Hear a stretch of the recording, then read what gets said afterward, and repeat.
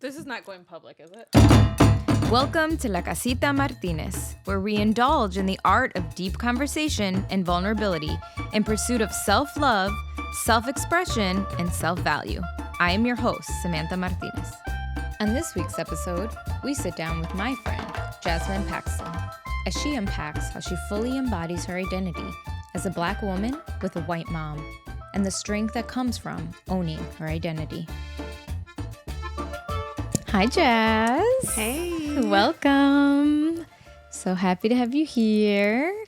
There's so many things that I want to talk about when it comes to self-love and joy with you. But to me, you are a fighter. I've seen you. I mean, I haven't known you that long, but I feel like in the time that I've met you, you've like come to yourself, like you've grown and flourished like so much. You were like, yeah, in my head, I'm like, you were like 12 years old when we met you, and you definitely weren't, but you were like younger and like just seemed like at Talbot Mentors, you were like, even then, I think you were like interning or something. And now you're a program director. So I just have seen, like, I've learned a lot from you and just seeing you come into yourself and like be really proud of who you are, which I know isn't easy as a woman, and then being here in a very like small like town that lives in the 1950s. So tell us, in your eyes, who is Jazmine?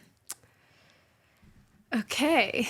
So Jazmine is a Black woman with a white mom. This year I'm turning 30, which I think is super cool. Yeah. Which like doesn't feel like that at all. I am a wife. I'm queer. I'm an older sister, a daughter. I'm a survivor. And I think I'm continuously learning and growing and becoming who I am. So That's awesome. So many things. So you are a Black woman with a white mom.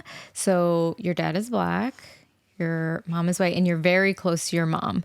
So, and I've heard you before in the past say you didn't always identify as that. How did you identify, or did you even know how to like articulate who you are, at least racially, when you were younger? no. Okay, so when I was younger, I always identified as mixed, and I was very like, oh, I need to tell you, like, I'm mixed, I'm white, and that includes like Italian, Polish, Irish. Like, I had to explain all these things, which now I've forgotten because I've gotten away from doing that.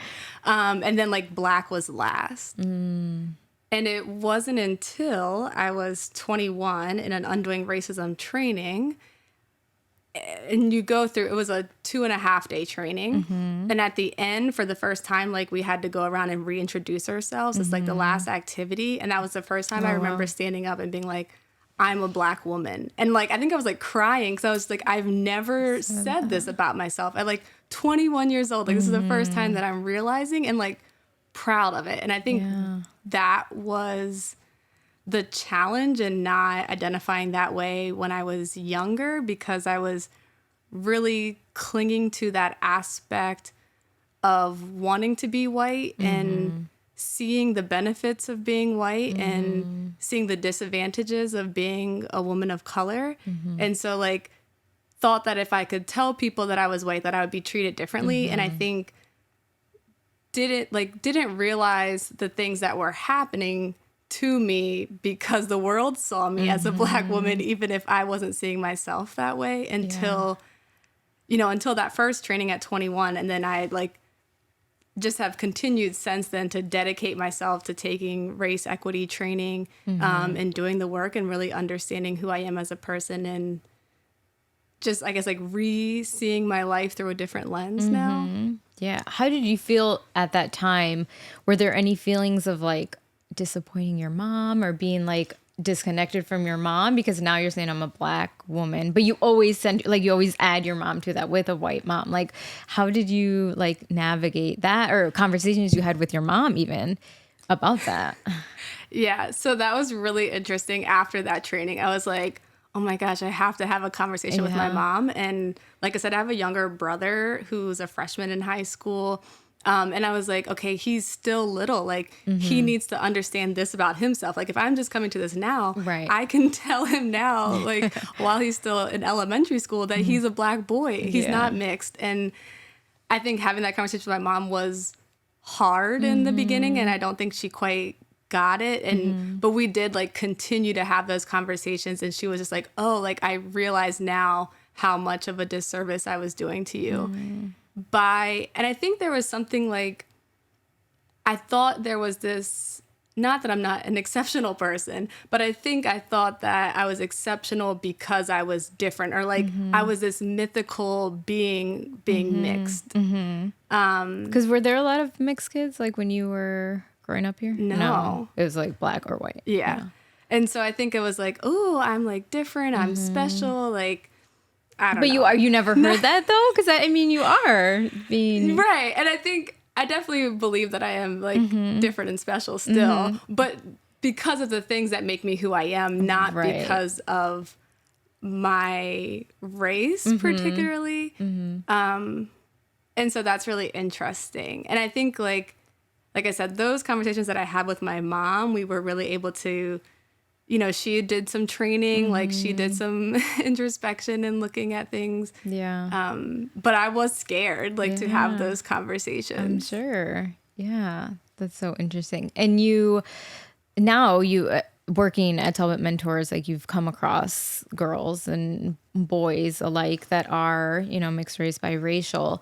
Is there like a message, like how did you explain that to your little brother too? Like what was your message? Because obviously you got it from a training, so the jargon's a little different, but like what's your message then to kids who are growing up like you? I think understanding that race is a social construct, we still have to understand that it's almost something that is assigned to you by how society sees you. And so I realized that I was doing myself a disservice in thinking that the world saw me as anything but Black. And so I think in terms of like talking to my brother, it was kind of that too. It was like, no, like you are a Black boy and the world is always going to see you as a Black boy. And like, that's something that you can be proud of. That's not something that you have to have shame in. And I think that's where I also realized a lot of my disassociation with being Black came from, was like, there was a shame attached to that. Like, I didn't want people to really know that side. I mean, I think there was some also other things that were attached to particularly why, but also just like what the media shows us and the messages that we get, that like being Black is less than. And so I was like, no. I think in terms of the programmatic work that I do, I don't know if there's a way that I approach it to other kids. I've definitely like shared my experience, but I do see other kids that are mixed who aren't ready to have that conversation. Or I've had parents that come up to me and like, oh, I feel like my daughter is struggling with this.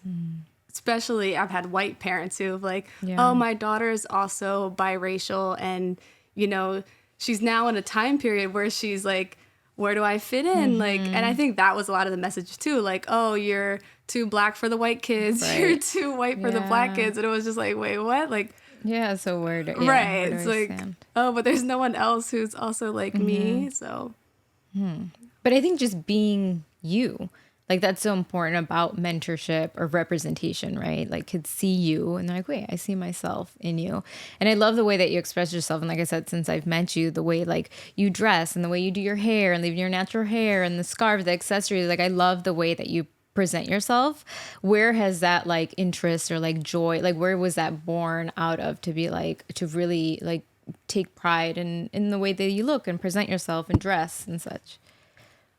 That's a good question. I think my expression on the outside really comes from like my love of art. And just like, I want to be who I am. I want to be like creative and fun and like loud and different. And I think I'm glad that like, it's nice to hear from someone who's so incredibly stylish that like sees that, because I think for me, like, in high school, I remember like I was loved art, dead set on like I want to be a fashion designer. And I think the message that I got was always like, that's not a real job. You're not going to make money. That's really hard to get into.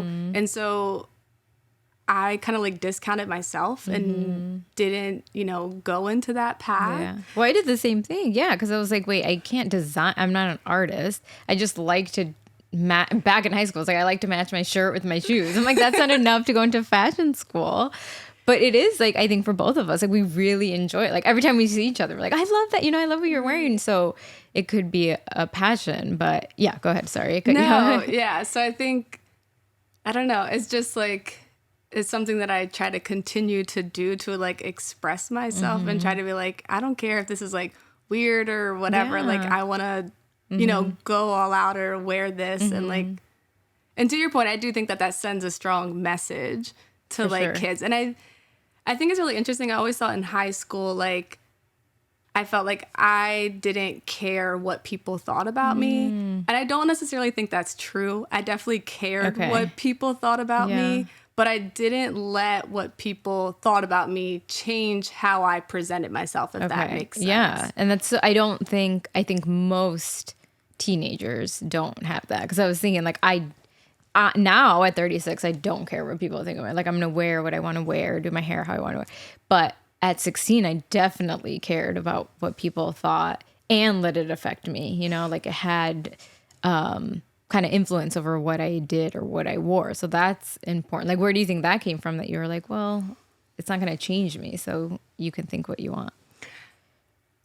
I think there's some like, it was like a positive, but there was still some negative things happening in there. I think I didn't, to your point, didn't let it change me, but definitely like internalized some of those messages, and those became negative messages that I had about myself. And I would say like my self-care, my self-love journey has exponentially grown since high school me. So like, even though I remember like people being like, oh, she dresses so weird, and like these things are like, to your point, like hair, I've never really worn makeup, like commenting on those things. And like, I didn't change it, but then I did, like, the message that I was giving myself was not a positive message. Yeah. So it's like, it was a weird, like, there's a negative and a positive here happening. But I think now I'm definitely like, I don't care, to your point, like at this age. Yeah, right. But, and it's so freeing, right? Yes. To be like, well, I don't care. Or even like listen to what people are saying. So you mentioned like your self-care, self-love journey. What does that look like? Like, what are some tidbits that we can take away from what you do? Because I know you're intentional about your routines. What are some of the things you can share with us? I would say trying to find joy in those little moments. I think like that's the biggest thing that I've learned about self-care, and really in therapy. Like the biggest thing for me is like drinking water, and I have to be super intentional about it. And like when I'm not, I can tell. Like I'm like, oh my goodness, like this is changing the whole outlook of my day. And then like making tea, or like taking time, like when I'm walking from the house to the car, then I'm like, oh, how does the air feel on my skin? Like, am I listening to the birds, or am I just like, oh, I have to get to work and I'm going to be late, and I'm just like going from here to there and not stopping to really appreciate like the moments that we're in. And like, I think finding that joy in like listening to music and like reading a book, which is again, like something very intentional that I had to be like, okay, I want to find the time. Yeah, that's so important. Yeah, because life is just so hectic. And I think about that. I'm like, so the reason why I didn't stop and listen to the birds or feel that is probably because I was on my phone, or I was rushing, or I was late, or saw my daughter hurt, and things like that can pass you by, and life can change within an instant. And so to take that time is really important. I love that, because it doesn't cost money. Right. It doesn't take time. You're going outside anyways to walk to your car. Right. And it can just change your perspective. Yeah, I love that. Yeah, especially like in the car. I think I used to realize like, oh my goodness, I just drove somewhere and I don't remember taking like any turns, paying attention to like the stop signs. Like obviously I did because I got here safely, but like I'm in my own bubble world, not like intentionally like understanding the space and surroundings. Yeah. Well, it's funny because even so the other day with my daughters, when we were in the car, they have their iPads, and the other day I was like, we're not taking them, we don't need them, and we drove to Easton, and Eloise is like, the trees, the car. I'm like, you don't even know how to get to Easton because you're busy on your electronics. I was like, if there's an emergency, you don't know how to get home. And they're like, oh, look at that. I'm like, you never pay attention. So even like, yeah, as little kids, we're just always consumed and distracted by things that we don't pay attention. Yeah. And that's something so like practical and tangible that we can start doing. So my last question is, what do you love most about yourself? I would say that I love most about myself. I would say two things. My hair, for one. And I would say like the way that my brain is able to change and grow and like the resiliency, just given some of the trauma that I've been through. It's just like, I don't think if I would have, my younger self didn't know that I could feel the way I feel now. Like that I could be happy and that the things that were so hard then, like you can grow through them. And so I think that's where I'm just like, wow, like our brains have the capacity to do that. If you take care of it. Right. If you take care of yourself. No, there's definitely work because I think like your brain also has the capacity to be really painful to you and negative. And I definitely was in that space. And through years of therapy and like constant work have gotten to where I am now. And I don't think I would have I didn't realize that I could get to this point. I didn't realize that I could be like forward thinking and like future planning and, you know, seeing those positives and having that self-love and self-compassion for even the mistakes that I've made or the things that I've been through. So that's beautiful. Yeah. And I think that's true about every guest that we've had on the show. It's like everyone has a trauma and we don't highlight it or go into it because that's personal, but everyone's self journey is like, it's the beautiful part of it, right? Like they come out and be like, I can. And again, that might come with age, with experience, but like for our younger generation, like you might be in the thick of it right now, but if you put in the work and want to see a better life and a more joyful like future, you do have to be very caring of yourself and protect your heart and protect your mind.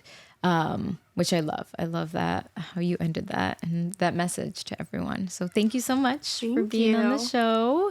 I'm sure we'll have you back soon.